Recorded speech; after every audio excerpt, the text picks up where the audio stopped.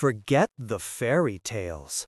Princess Stephanie's life was a brutal testament to how quickly royalty can curdle into a nightmare, leaving her infertile at 22 and a widow just 2 years later.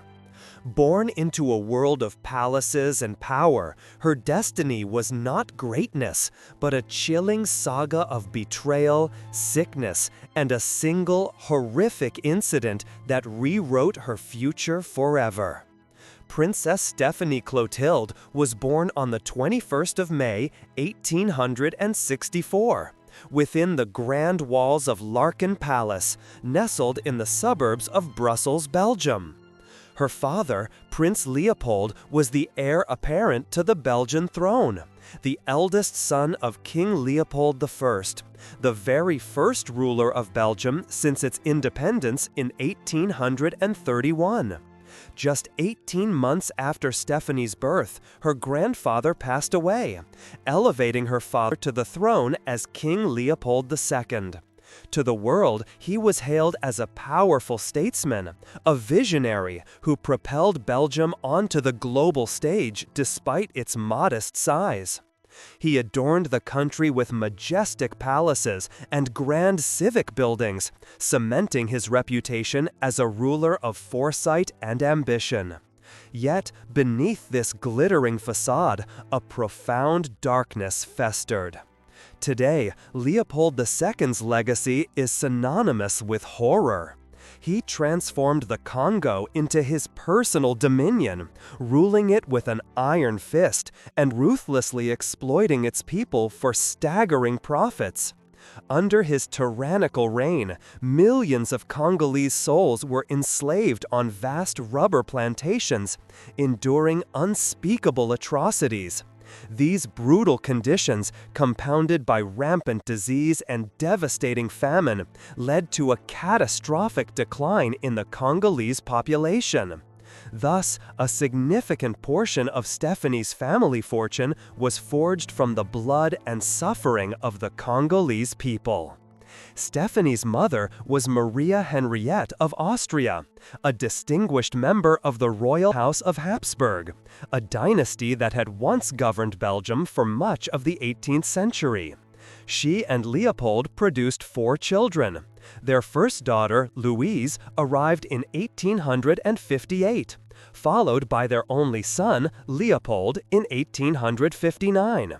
Nearly 5 years later, Stephanie was born, and 8 years after that, their youngest daughter, Clementine, completed the family. Despite the numerous children, the Belgian royal family's domestic life was profoundly unhappy. Their parents' marriage was a cold, political arrangement devoid of genuine affection and marked by starkly contrasting interests and personalities. Over time, tensions escalated, and Queen Maria Henriette increasingly distanced herself from her husband, spending much of the 1870s apart from him. This estrangement only intensified the rigid constraints of royal life for the young princesses. Stephanie's early years were shadowed by tragedy. In January of 1869, her world was shattered when her brother, the precious heir to the throne, passed away, plunging the royal household into deep mourning. Though merely 4.5 years old, this devastating loss left an indelible mark on Stephanie and significantly accelerated the decline of her parents' already fragile marriage. Then, in 1871, disaster struck again. Europe was still ravaged by successive waves of deadly diseases, typhus, smallpox, and the dreaded Blue Death, a chilling nickname for cholera. It wasn't long before an outbreak swept through Brussels. Stephanie, not yet 7 years old, fell gravely ill with typhus. For weeks, she teetered on the brink of death, unconscious, consumed by fever, and racked with pain. Her family braced for the worst, but against all odds, she miraculously survived. 3 years later, Stephanie's rigorous education commenced. She was taught a wide array of subjects to a high academic standard and became multilingual. She and her sisters were not coddled. Instead, they were instructed by strict disciplinarians, shaping them into disciplined young women. From 1875 onward, Stephanie frequently found herself holding the highest rank among the female royals at court. Her older sister, Louise, had married and left Brussels, while her mother was often absent from the capital. Then, in the winter of 1878, her fate was irrevocably sealed. Barely a teenager, she was introduced to Crown Prince Rudolf of Austria, the only son of Emperor Franz Joseph and heir to the vast Austro-Hungarian Empire. Rudolf was 20 years old, while Stephanie was just 14. Yet their meeting was no casual encounter. This was a meticulously orchestrated match in the making. Behind the scenes, intense negotiations were in full swing.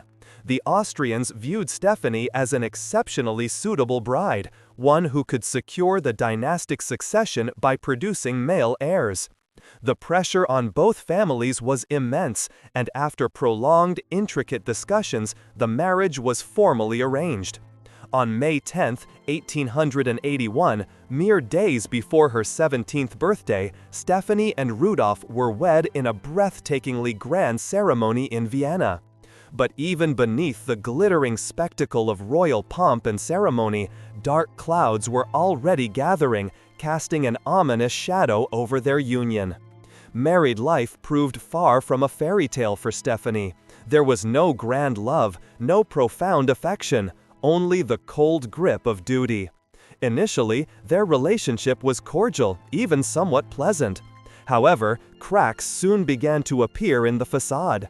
Rudolf possessed a volatile, unpredictable personality, and Stephanie found herself increasingly trapped within the palace, constantly observed, with precious little freedom. Despite the mounting strain, the marriage produced a daughter, Elizabeth Marie, born in September of 1883. But instead of joy, Rudolf greeted the news with thinly veiled disappointment. He had desperately desired a male heir for the empire. Elizabeth Marie would be their only child and Stephanie's sole offspring.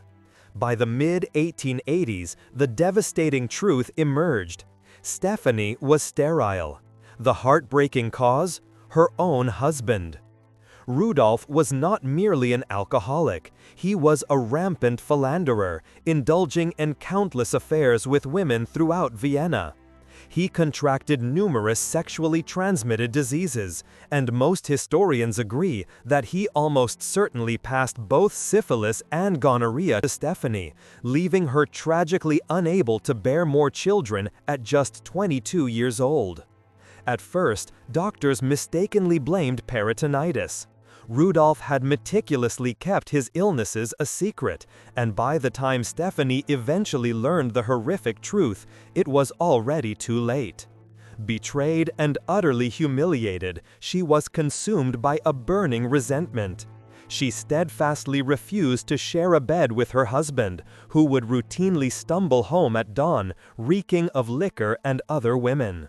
Meanwhile, Rudolf, drowning in his own profound misery, spiraled ever deeper into a vortex of debauchery and self-destruction.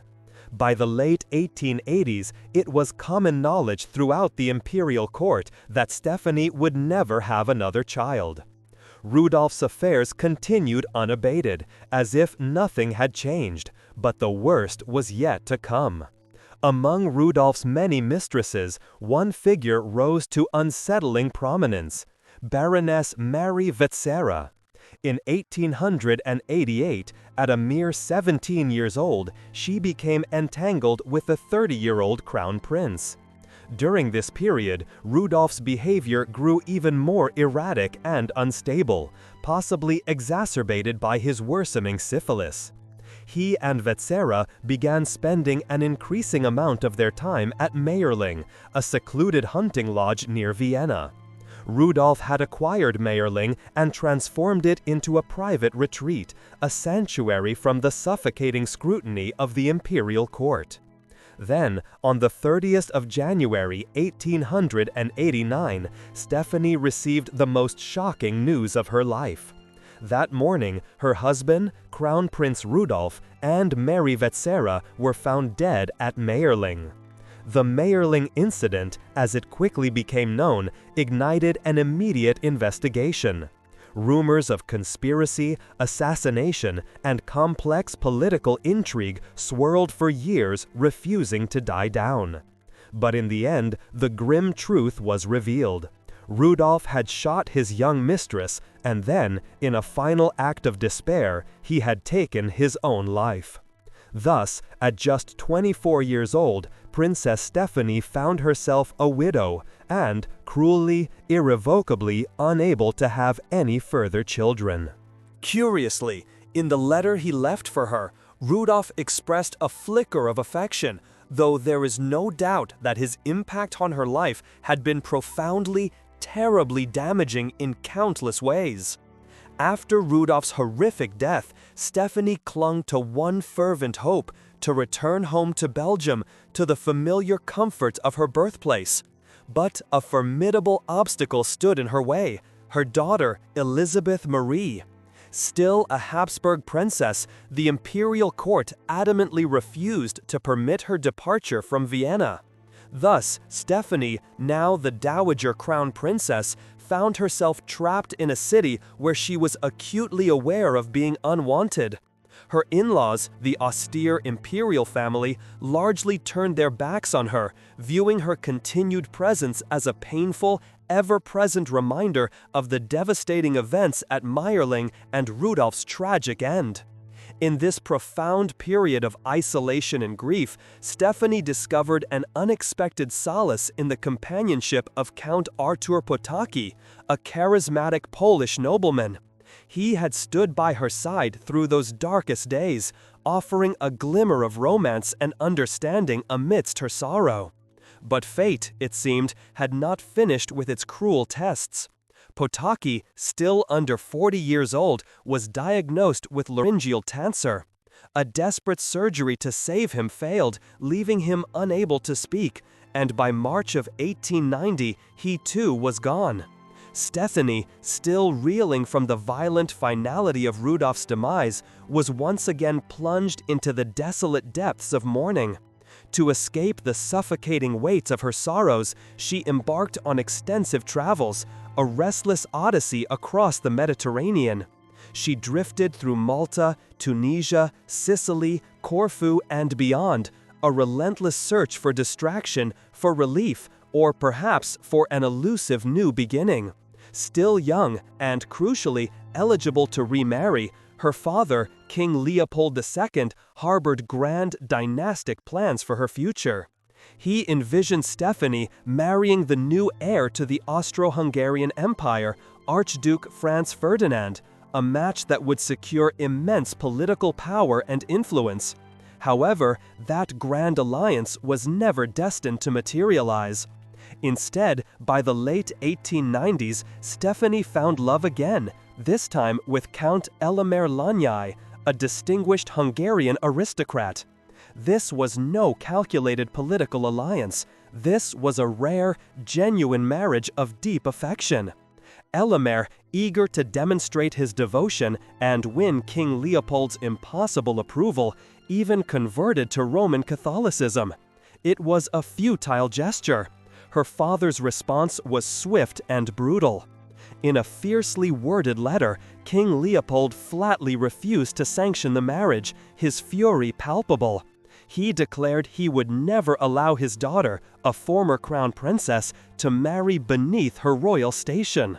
Despite this categorical rejection, Stephanie, emboldened by love and weary of her father's tyranny, defied him.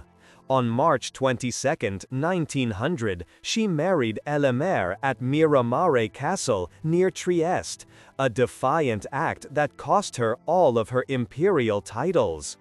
Throughout these years, family disputes continued to fester and intensify. Back in Belgium, Stephanie's aging father, King Leopold, faced a looming succession crisis.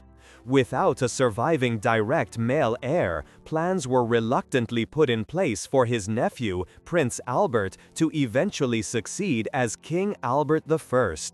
Leopold had long harbored a furious resentment towards his daughters for what he perceived as their marital betrayals, their choices to marry beneath their station.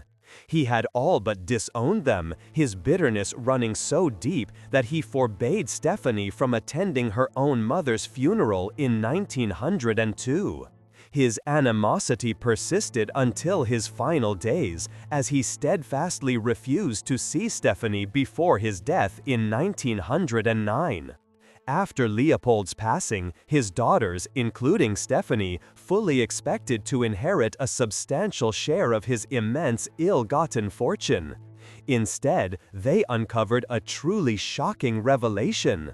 Leopold had bequeathed the vast majority of his wealth to Caroline Lacroix, his much younger mistress, whom he had secretly married just 5 days before his death. Enraged and feeling profoundly cheated, Stephanie and her sisters launched a fierce legal battle against Lacroix, a bitter dispute that dragged on for a grueling 5 years. In the end, after protracted negotiations and a costly court process, Stephanie finally managed to secure a settlement amounting to 5 million francs.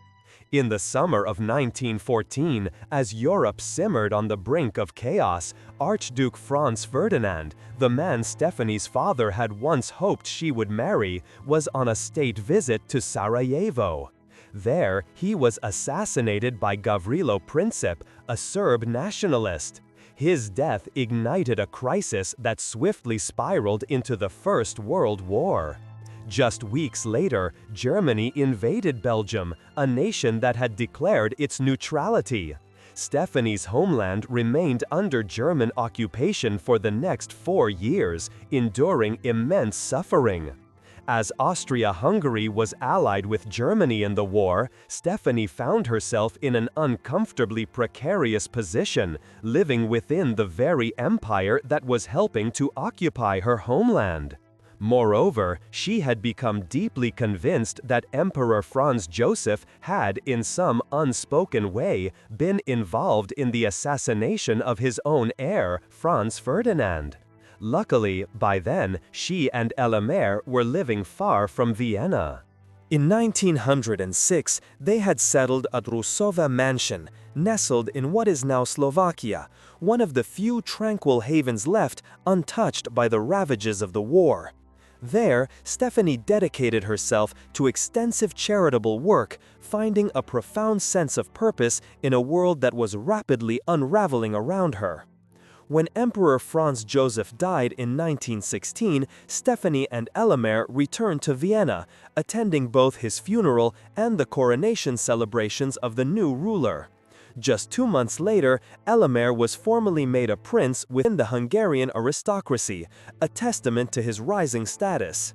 But their world, once seemingly secure, soon crumbled.